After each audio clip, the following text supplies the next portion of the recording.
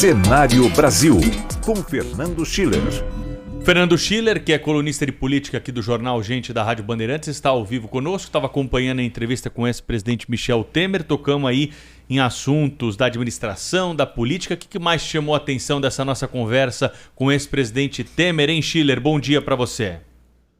Tudo bem, Pedro? Bem, Thaís, Cláudio, Sônia. Eu diria que o presidente Temer assumiu uma posição desde que saiu da presidência da República diferente, eu acho que isso me chama muita atenção, diferente do ex-presidente Fernando Henrique Cardoso, né? Quer dizer, ele assume uma posição de magistrado. Quer dizer, eu me lembro que faz coisa de 1 ano e meio atrás, um pouco menos talvez, quando surgiram aqueles primeiros manifestos pela democracia, em defesa da democracia, esse tema virou uma espécie de bordão da oposição, não é? Eu, inclusive, mandei para o Pedro agora há pouco aí um artigo que eu escrevi na revista Época essa semana, toca exatamente nesse tema, como a defesa da democracia, a retórica da democracia, ela passou a ser uma espécie de bandeira política, o que não é bom, na minha visão não é bom. A democracia pertence a todos, não é? A ideia de que um lado é a democracia, o meu lado é a democracia, o outro lado não é a democracia.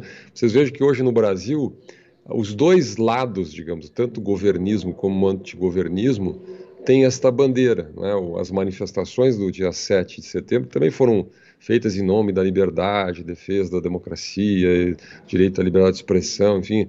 Não se discute que o direito das pessoas, mas é um sintoma de que alguma coisa não vai bem, não é? E eu me lembro que na época o ex-presidente Temer, nós tivemos uma entrevista aqui na Band, e ele comentou, olha, eu recebi aquele manifesto, mas não quis assinar, né? Quando eu digamos assim, me dei conta de que era, na verdade, um manifesto em defesa de uma posição e contra o presidente da República, eu não assinei, não é? E o ex-presidente Fernando Henrique vinha assinando, vinha chancelando essas posições, essas manifestações, não é? O resultado disso agora é que o ex-presidente Temer ele pode cumprir essa função, quer dizer, ele tem uma interlocução direta com o presidente Bolsonaro, né? Tem uma interlocução direta também com a STF, com o ministro Alexandre de Moraes, tem uma interlocução com setores importantes da própria oposição, não é? Então ele consegue. E isso, na minha visão, quer dizer, é uma lição para o Brasil, a lição sobre o papel de um ex-presidente da República, né?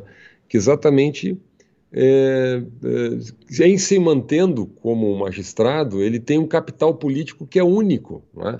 Porque numa democracia polarizada, quer dizer, muitas autoridades, lideranças têm essa capacidade de conversar com todos. E num momento muito difícil, como foi aquele que a gente viveu depois daquela, na minha visão, aquele discurso desastrado do presidente Bolsonaro na Avenida Paulista, era um momento tenso, um momento de pronunciamentos duríssimos por parte do ministro Fux, do ministro Barroso, não é? O presidente Temer ele pôde cumprir, ele pôde, digamos assim, acionar esse capital político. Então, acho que fica uma lição disso, né?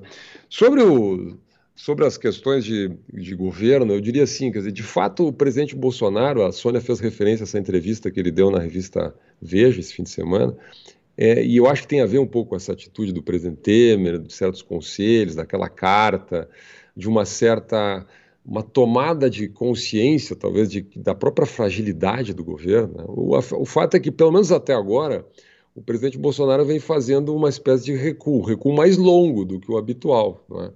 Não é? Então, essa entrevista é um pouco isso, não é o Jairzinho Paz e Amor, mas é um pouco nesta linha, não é?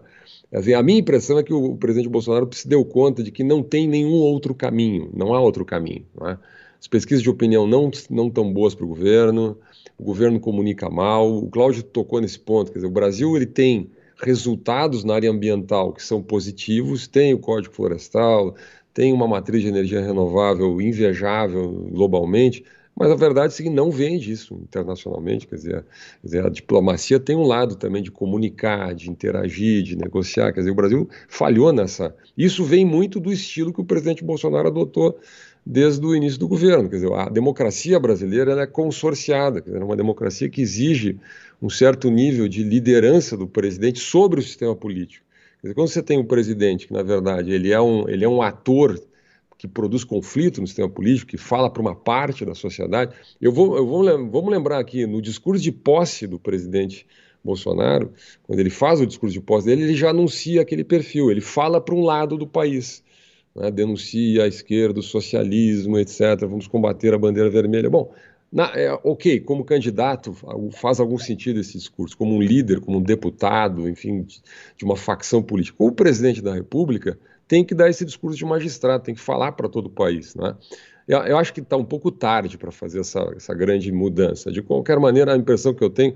Aliás, o ministro Gilmar Mendes deu uma entrevista esse fim de semana muito interessante, dizendo exatamente isso. Acho que o presidente Bolsonaro teve um choque de realidade, dizendo, olha, não tem outro caminho, o único caminho é ter eleição. O Brasil vai para a 9ª eleição o ano que vem. O Brasil é uma democracia consolidada, e tem estudos mais variados, eu até menciono um no meu artigo, mostrando que países com padrão de renda do Brasil e que vão a mais de 6 eleições pacíficas, alternância de poder, têm democracias consolidadas. O Brasil tem instituições muito fortes, o STF errou e acertou, a gente analisa aqui todos os dias aqui, erros e acertos na visão das pessoas, até porque as pessoas têm visões diferentes sobre isso, mas o fato é que é uma instituição fortíssima, consolidada no país. O Congresso Nacional, a gente critica, etc., mas vamos lá, tem uma produção legislativa muito intensa, comandou historicamente no Brasil recentemente 2 processos de impeachment dentro da lei, com a chancela do Supremo Tribunal Federal. Ou seja,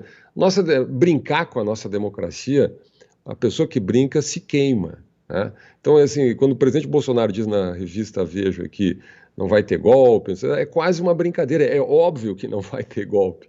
É óbvio que isso é uma conversa de maluco, eu vou brincar um pouquinho aqui na segunda-feira, né? Nossa democracia é muito forte e eu acho que, de alguma maneira, é preciso ajustar um pouquinho a retórica. Oxalá seja o que o presidente Bolsonaro venha fazendo aí depois daqueles episódios do 7 de setembro.